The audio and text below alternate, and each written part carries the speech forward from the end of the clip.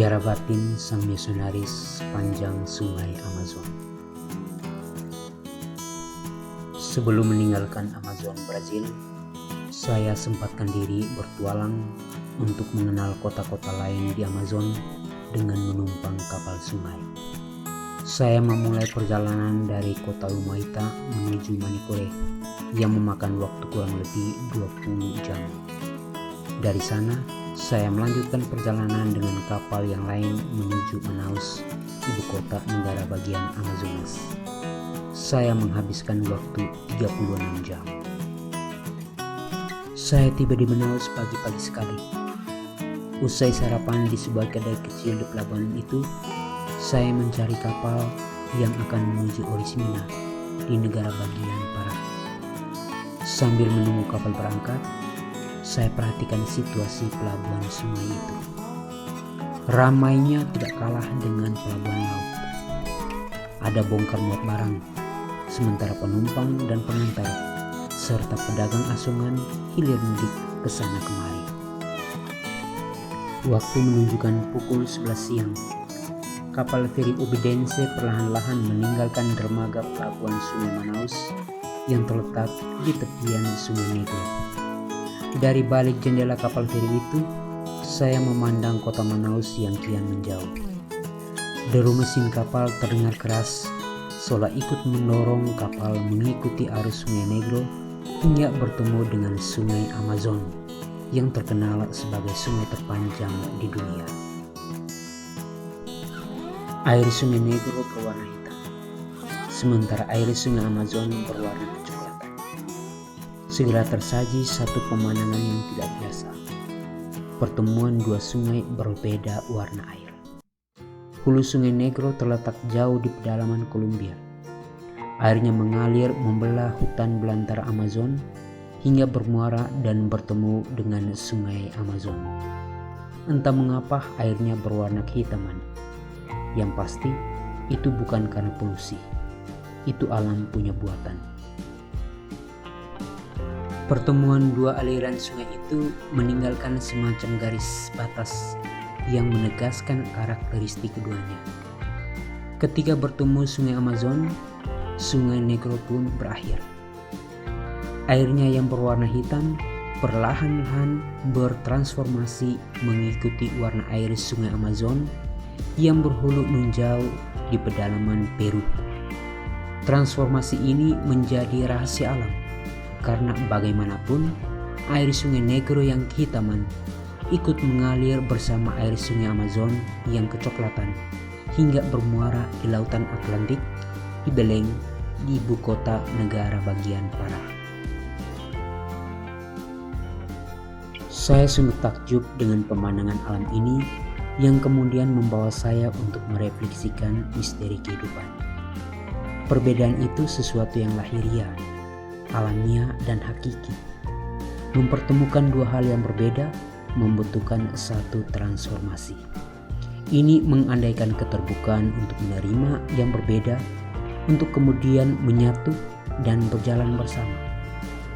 Air Sungai Negro dan Amazon memiliki unsur yang sama dan karakteristik warna yang berbeda. Keduanya bertransformasi melalui proses alam hingga terus memberi warna kehidupan sepanjang aliran Sungai Amazon. Saya pun melihat ke dalam diri saya. Sebagai seorang misionaris, saya sudah dan sedang mengalami transformasi. Saya dibentuk di Timor dan Flores, lalu menjadi misionaris di São Paulo, Brazil. Dari sana saya berpindah untuk merasakan pengalaman bermisi di Amazon.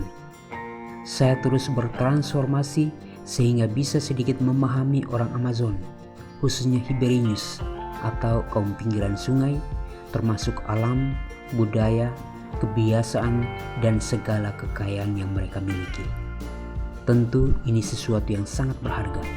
Saya bersyukur bisa mengalami dan merasakan semuanya. Puas menikmati pemandangan pertemuan dua aliran sungai berbeda warna itu, saya kembali ke tempat semula. Saya menambahkan heji alias hammock atau tempat tidur gantung di dek kedua. Di kapal ini saya tidak mengenal seorang pun. Saya tidak memiliki teman perjalanan seperti ketika meninggalkan Umaita menuju Manikore ataupun dari Manikore menuju Manaus. Kali ini saya benar-benar sendiri. Tetapi itulah hakikat saya sebagai seorang misionaris. Sendiri meskipun tidak sendirian. Selalu diutus ke tempat yang baru atau asing untuk bisa menaklukkannya.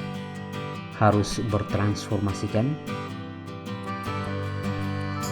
Lalu saya berkenalan dengan seorang perempuan di dekat saya. Dia seorang perempuan Parubaya. Namanya Annelivia dan berumur di atas 50-an tahun. Kami pun bercerita.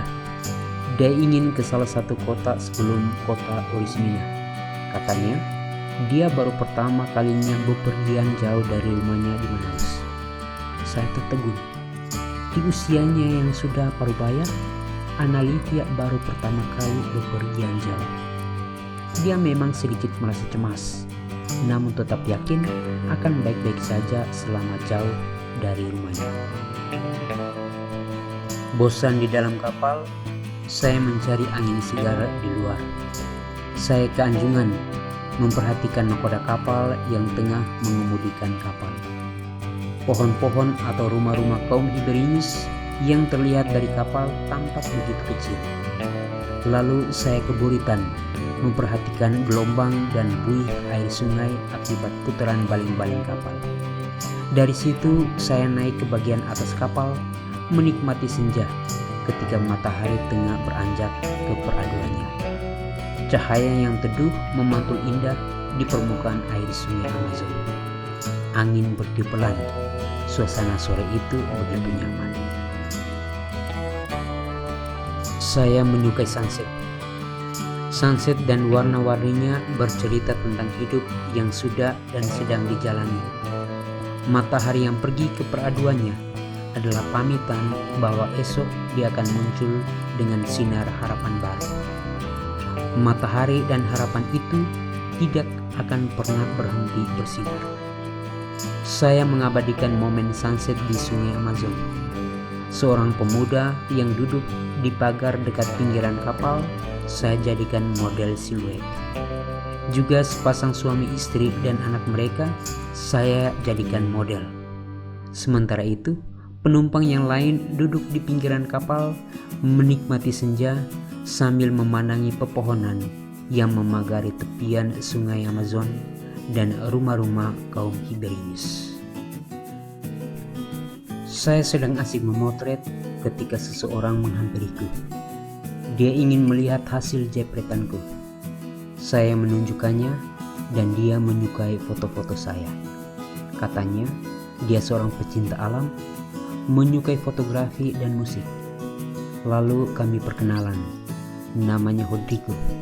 Dia pandai bermain klarinet dan memiliki satu kelompok musik. Dia sudah berkeliling seantero Brazil untuk pentas musik samba yang khas Brasil dipadu irama jazz. Dengan bakat dan pekerjaannya itu, Rodrigo bisa mengenal Brasil yang lebih luas. Dia bisa melihat dan merasakan kekasan satu daerah dengan daerah lainnya, perkembangannya, juga permasalahan sosial yang ada di dalamnya.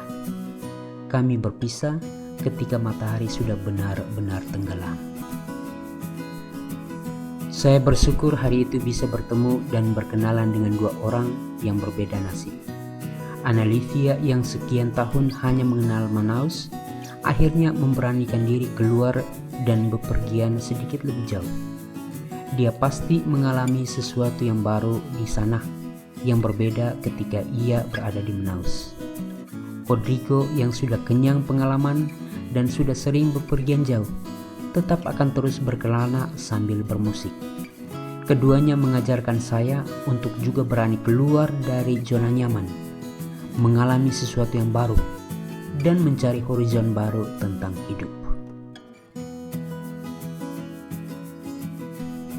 Saya kembali dalam kesunyian diri, menikmati deru mesin kapal yang terus membawa saya ke tempat tujuan.